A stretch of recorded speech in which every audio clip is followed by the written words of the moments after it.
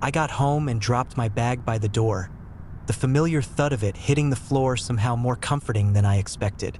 The apartment was quiet, the kind of quiet that lets you hear yourself think or overthink depending on the day. I kicked off my shoes, peeled off my jacket, and let myself slump onto the couch like it was a throne of relief.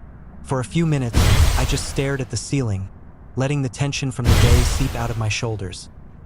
Dinner was nothing fancy, just leftovers from the weekend, but I made myself sit at the small table, eat mindfully, and notice the flavors. There's something grounding about simple routines, even if they're mundane.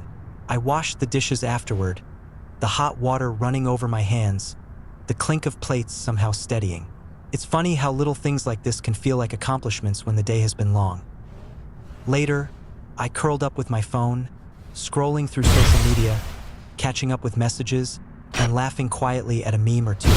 My friend texted, asking about my day, and I typed out a half-detailed, half-exaggerated version of the afternoon's chaos.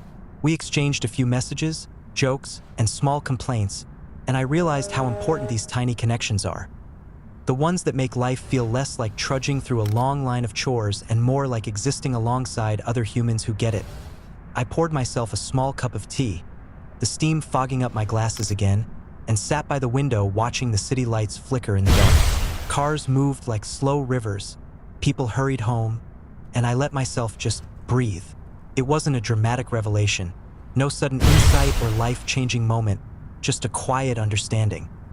The day had been hard, ordinary, maybe even a little boring, but I'd survived it, and that alone was worth noticing.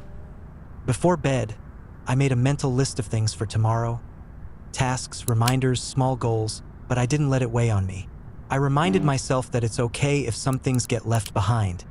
Some days are just about showing up. As I climbed into bed, the sheets cool and welcoming, I felt a sense of closure that was subtle but real.